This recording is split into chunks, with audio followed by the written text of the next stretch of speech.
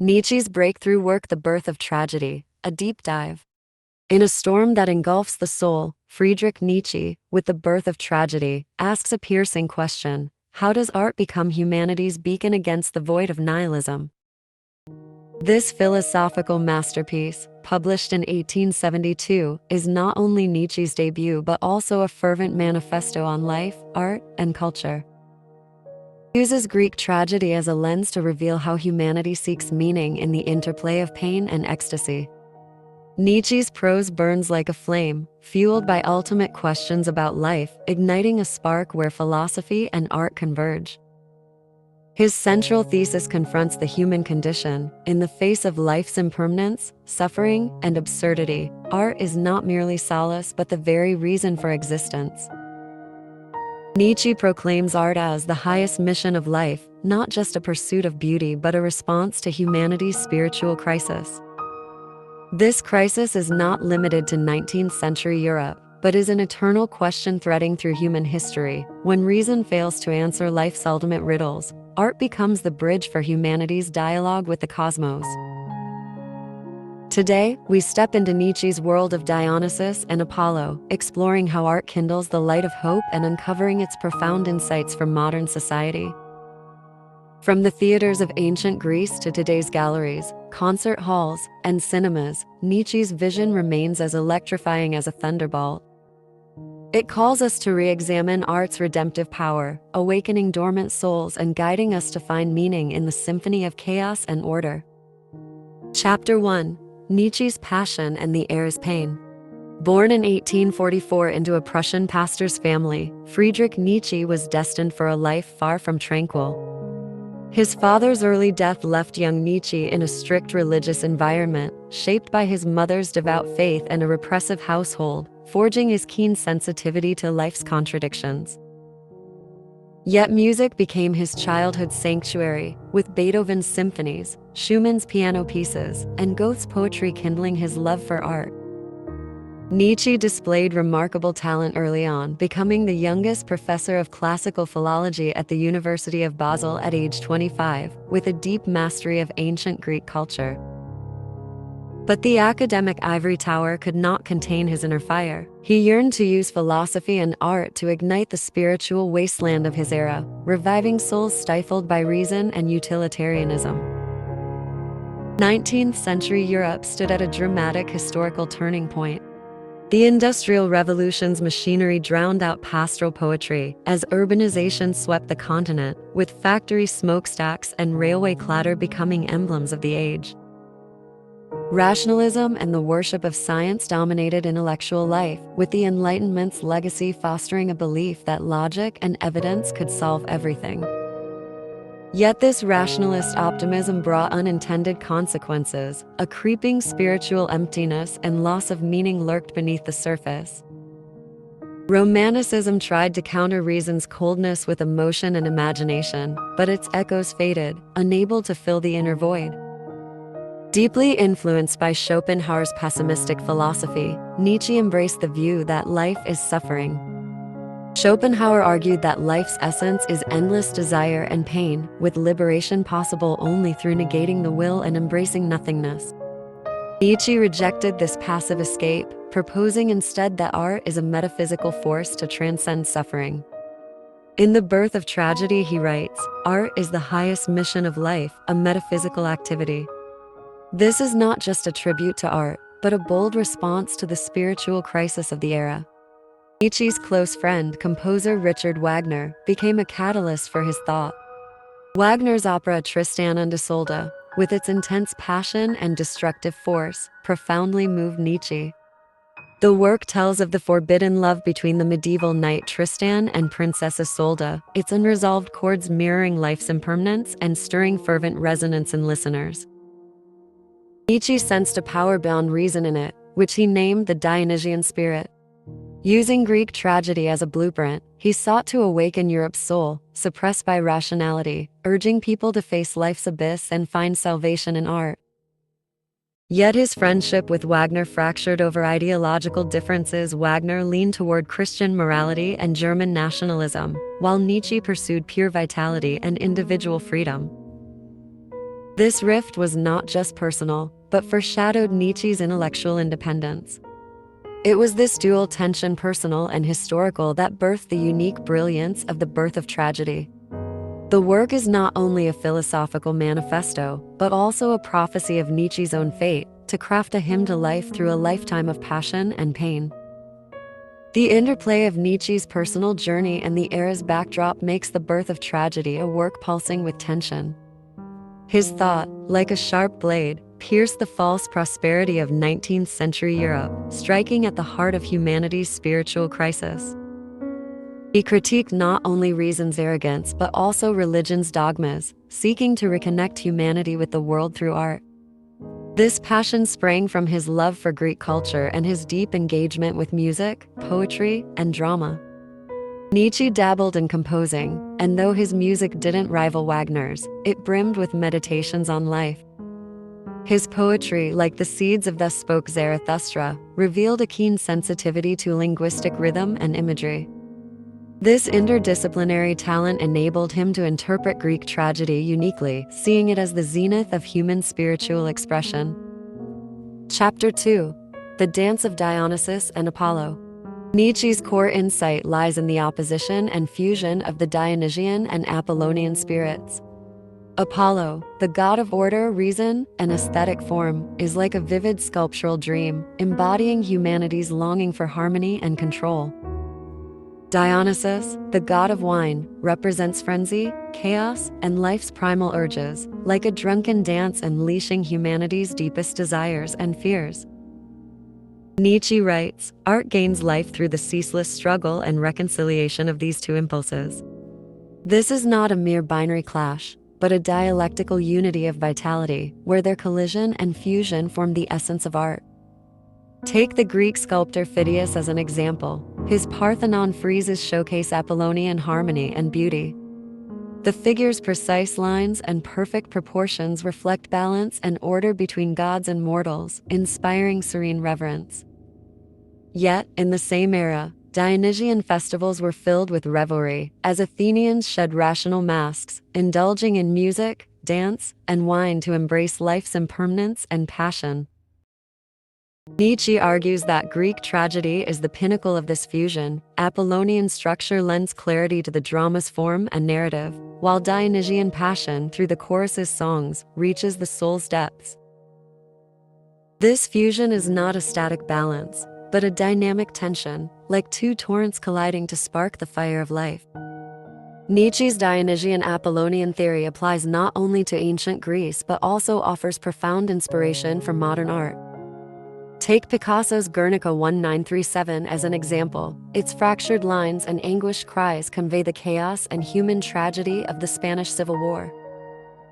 The painting's composition retains Apollonian order, yet its distorted imagery and vivid colors unleash Dionysian frenzy, depicting humanity's despair and resistance in war.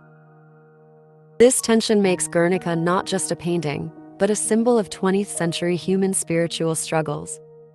Nietzsche's insight reveals art's dual nature. It is both rational form and emotional eruption, both a beautiful illusion and a confrontation with life's truths. Why are Dionysus and Apollo so vital? They are not only the sources of art, but also dual paths for humanity to face existential dilemmas. Apollo offers illusions to find order and solace in suffering, while Dionysus urges us to confront chaos and embrace life's impermanence and passion. Nietzsche's theory inspired later philosophers and artists. For instance, psychologist Carl Jung linked the Dionysian spirit to the collective unconscious, seeing art as a dialogue with humanity's deeper self. In analyzing dreams and myths, Jung found the human subconscious filled with Dionysian chaos and impulses, with art serving as a bridge to transform these into perceptible forms. Similarly, existentialist philosopher Jean-Paul Sartre explored freedom and absurdity in his literary works, echoing Nietzsche's view of art as a bulwark against nihilism. Nietzsche's Dionysian Apollonian framework also provides a lens for modern art criticism. 18th century modernist movements, like Expressionism and Surrealism, were deeply influenced by Nietzsche.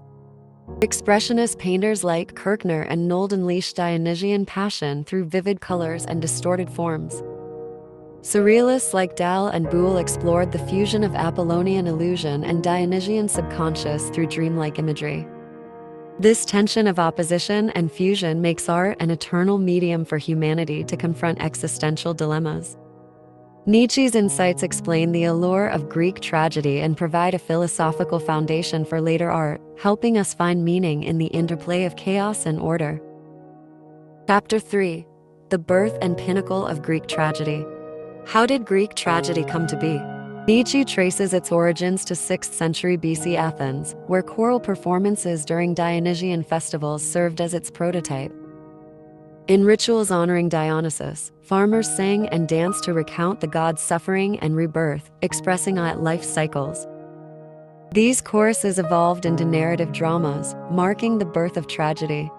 Aeschylus's Oresteia trilogy Agamemnon, the libation bearers, the Eumenides signifies tragedy's maturity.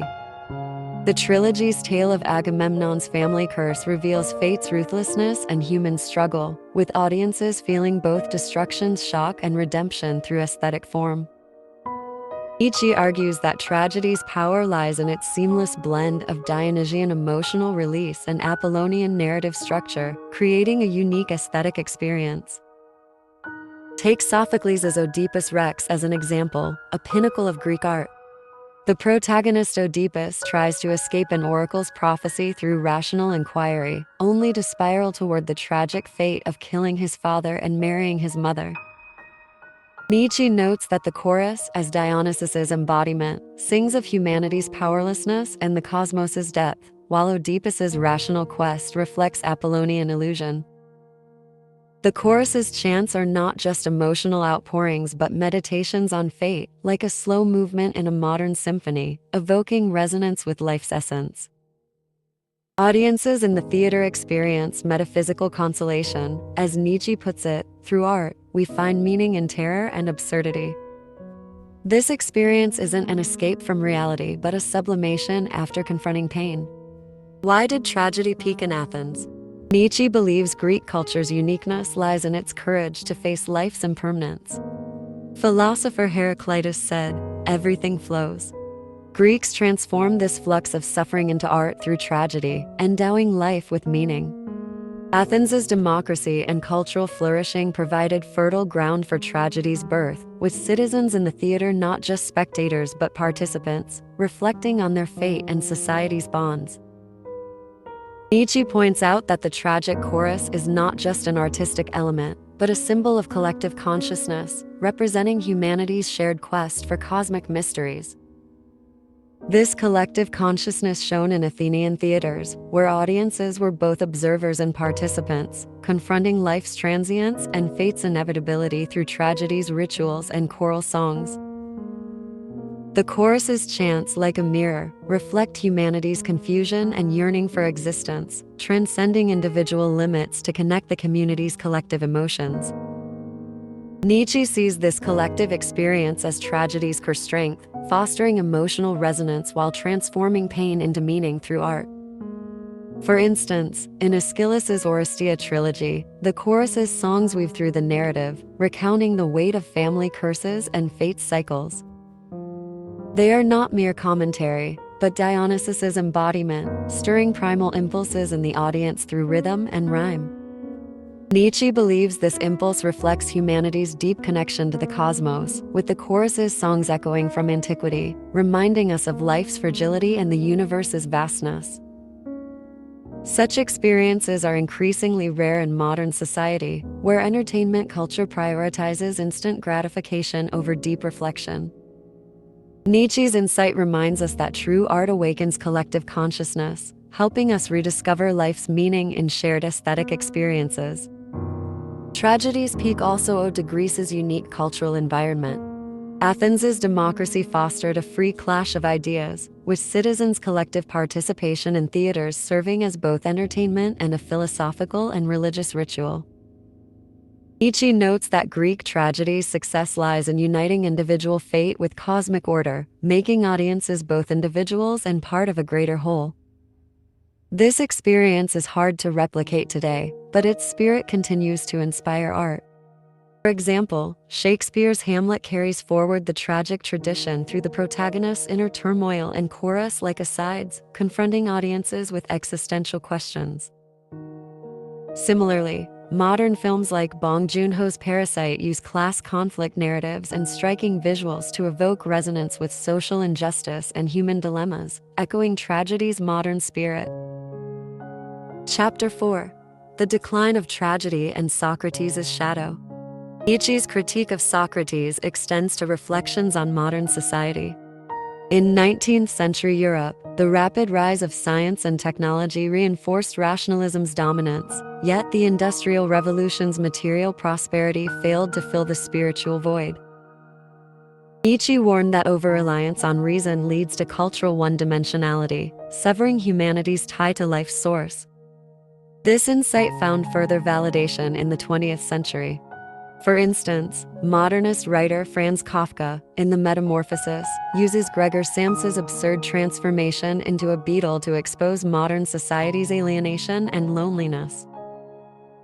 Kafka's world, filled with bureaucratic coldness and mechanical oppression, mirrors Gregor's tragedy as both a personal fate and a symbol of rationalization devouring vitality.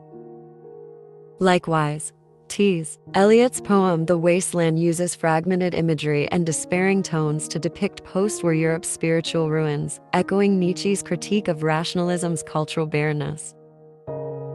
These works, through literature, carry forward Nietzsche's belief in art's redemptive power, seeking meaning amid chaos and void. 20th century totalitarian societies further confirmed Nietzsche's warnings. In Nazi Germany and the Soviet Union, art was reduced to a tool of political propaganda, losing its Dionysian freedom and creativity. Nietzsche's Dionysian spirit calls for unbound vitality, yet totalitarian cultures sought to control art with rational ideologies. Still, some artists persisted under oppression, embodying Nietzsche's artistic vision. For example, Soviet poet Anna Akhmatova's Requiem, written during Stalin's era, documents the tragedy of loved ones' arrests with poignant language.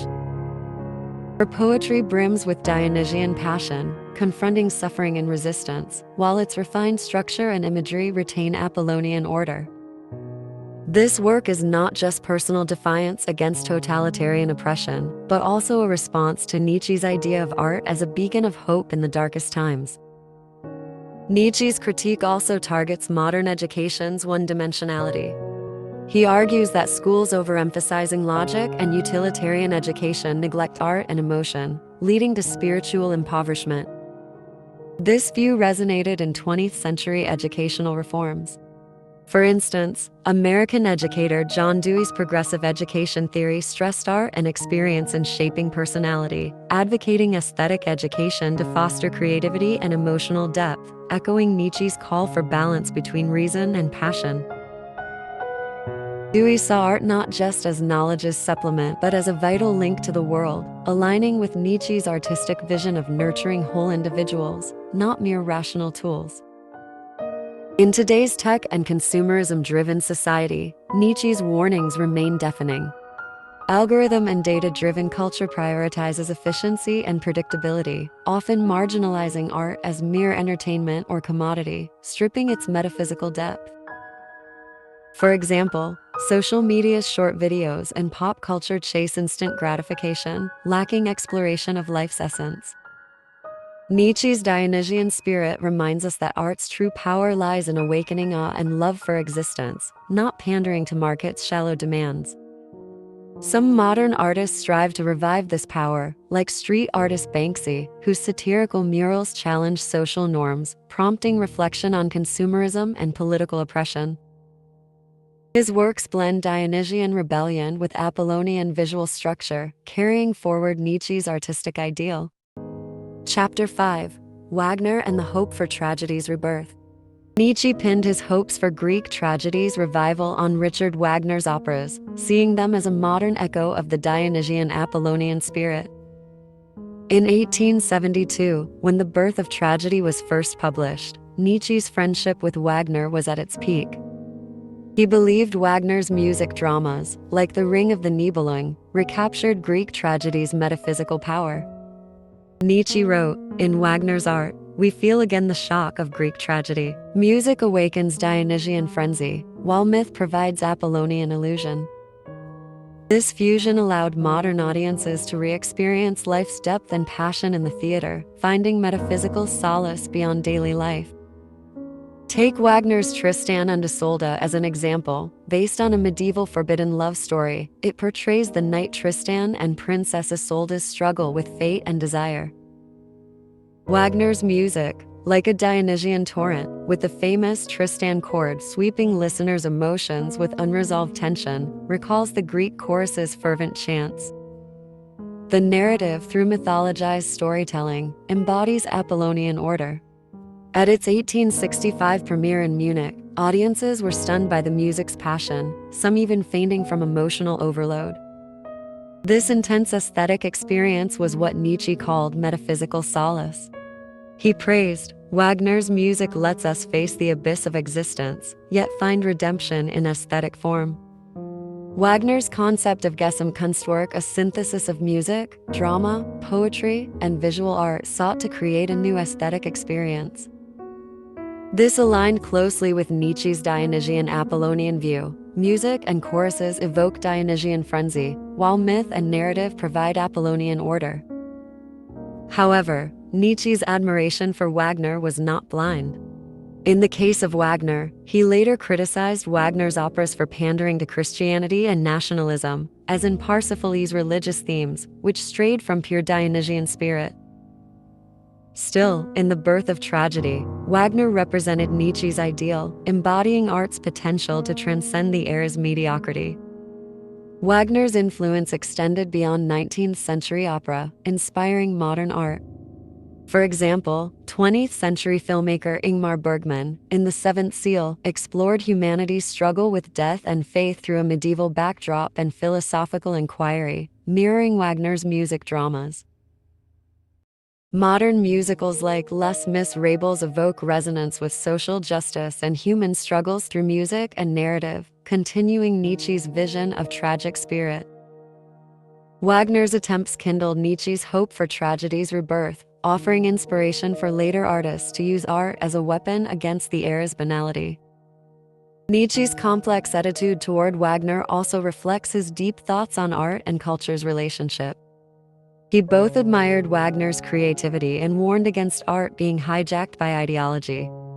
This critical spirit continued in 20th century cultural criticism.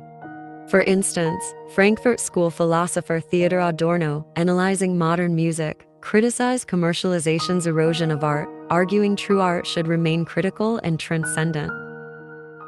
Adorno's views echo Nietzsche's, emphasizing art as not just aesthetic creation but a force against nihilism and oppression. Chapter 6: Art as a Force Against Nihilism. The Birth of Tragedy is not only an art theory, but a philosophical manifesto on life's meaning. Nietzsche believes humanity, aware of life's impermanence and pain, falls into nihilism, and art is the weapon to combat it. He writes, "Only as an aesthetic phenomenon is existence and the world justified." This underscores art's metaphysical mission. It is not just beauty's creation but a beacon giving life meaning. Through the fusion of Dionysus and Apollo, art lets humanity find order in chaos and hope in despair. Take Norwegian painter Edvard Munch as an example. His 1893 work The Scream depicts a distorted figure crying out under a blood-red sky. Munch wrote of his inspiration, "I felt a great scream pass through nature." The painting, like a Dionysian outburst, expresses modern humanity's existential anxiety, yet its vivid composition and colors retain Apollonian order. Nietzsche's theory resonates here. Art allows us to face pain and find redemption in aesthetic form. The scream is not just personal expression, but a symbol of 20th century human spiritual struggles, influencing fields from expressionism to existentialist art. Nietzsche's insights profoundly shaped 20th century philosophy and art. Existentialist philosopher Albert Camus, in The Myth of Sisyphus, explores absurd life, suggesting humans create meaning in meaninglessness, aligning with Nietzsche's artistic vision. Camus's Sisyphus pushes a boulder endlessly yet finds dignity in action. Similarly, Nietzsche sees art as humanity's defiance against fate's impermanence. From Greek tragedy's chorus to Munch's scream, art lets us see hope's light amid chaos. Nietzsche's artistic vision also inspired modern psychology and cultural theory. Sigmund Freud's theory of the unconscious parallels Nietzsche's Dionysian spirit, seeing art as a sublimation of repressed emotions. Similarly, cultural critic Theodor Adorno, analyzing modern society, argued that mass culture's commercialization weakens art's critical power, echoing Nietzsche's critique of rational and technological dominance. Nietzsche's view reminds us that true art is not mere entertainment but a dialogue with existence, a weapon against nihilism. In modern society, art's redemptive power remains evident. For example, filmmaker Christopher Nolan in Inception creates an aesthetic experience blending Apollonian narrative complexity and Dionysian exploration of consciousness, evoking Nietzsche's metaphysical solace. Through layered dream narratives, the film probes reality and illusion's boundaries, with audiences both rationally analyzing structures and emotionally gripped by tension.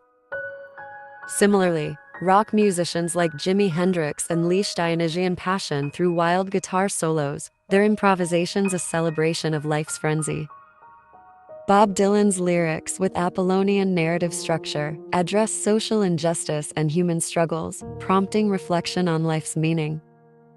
These works prove that Nietzsche's Dionysian Apollonian theory remains vibrant across eras and mediums, with art as both personal redemption and a cultural lifeline. Art's redemptive power also lies in its social function. In totalitarian societies, art often becomes a weapon against oppression. For instance, Soviet poet Anna Akhmatova's Requiem documents the pain of loved ones arrested in Stalin's era, its passionate language expressing Dionysian resistance, while its refined structure retains Apollonian beauty. Her work is not just personal catharsis, but cultural resistance against totalitarian oppression, echoing Nietzsche's belief in art's power against nihilism. Similarly, Polish filmmaker Andrzej Wajda's Ashes and Diamonds explores personal struggles in post-war Poland's historical currents, blending Dionysian tragedy with Apollonian narrative beauty. These works show art as not just aesthetic expression, but a path for humanity to find dignity amid oppression and pain. In the digital age, art's redemptive power faces new challenges and opportunities. Technologies like virtual reality VR, augmented reality AR, and AI-generated art expand artistic expression but risk commercialization and superficiality.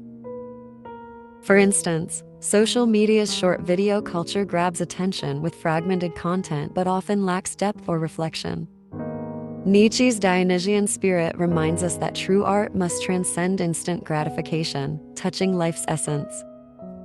Some contemporary artists strive to revive tragic spirit through new media. Digital artist People, with nth works like Everydays, The First 5,000 Days, explores life in the technological era, blending Dionysian chaotic imagery with Apollonian structured presentation, prompting reflection on modern society's meaning. Nietzsche's artistic vision also inspires modern psychology and cultural theory. Sigmund Freud's theory of the unconscious aligns with Nietzsche's Dionysian spirit, seeing art as a sublimation of repressed emotions. For example, surrealist painter Salvador Dali's The Persistence of Memory explores the subconscious's chaos through dreamlike imagery, echoing Dionysian fervor, while its meticulous composition reflects Apollonian order. Similarly, Adorno argued that mass culture's commercialization weakens art's critical power, echoing Nietzsche's critique of rational and technological dominance. Adorno believed true art should remain independent, challenging society's alienating tendencies and offering spiritual liberation. Art's redemptive power also lies in connecting individual and collective consciousness. Nietzsche sees the Greek tragic chorus as not just an artistic element, but a symbol of collective consciousness, representing humanity's shared quest for cosmic mysteries. In modern society, this collective consciousness persists through music festivals, theater festivals, and public art projects. For example, Global music festivals like Burning Man awaken Dionysian passion with their carnivalesque atmosphere, with participants experiencing life's resonance through collective creation and performance. Art exhibitions like the Venice Biennale, with Apollonian structured presentations, showcase humanity's pursuit of beauty and meaning. These events show that art is not just individual expression, but a bond for community, fostering a sense of belonging and meaning through shared aesthetic experiences. Epilogue, the eternal resonance of the tragic spirit. The birth of tragedy is a revelry of philosophy and art, with Nietzsche's Symphony of Dionysus and Apollo revealing how humanity finds meaning in pain. From the glory of Greek tragedy to Wagner's operas, from Munch's Scream to modern cinematic epics, art remains humanity's torch against nihilism. Nietzsche's call echoes across centuries, reminding us, amid reason's coldness and technology's clamor, art is the bridge to the soul. Today, can we still hear Dionysus's whisper? In the film Dead Poets Society, teacher Keating leads students to recite poetry, awakening their love for life, mirroring Nietzsche's tragic ideal. In modern society, art forms evolve, from virtual reality to AI-generated images, offering endless possibilities for the dialogue between Dionysus and Apollo. For example, performance artist Marina Abramovi in The Artist is Present creates Dionysian emotional resonance through silence and gaze, while retaining Apollonian ritualistic form. Writer Margaret Atwood, in The Handmaid's Tale, uses rigorous narrative structure Apollonian to expose the horrors of totalitarianism Dionysian, prompting readers to reflect on freedom and human dignity. These works prove that the tragic spirit remains vibrant across eras and mediums. Nietzsche's insights belong not only to philosophers and artists but to everyone seeking meaning in life.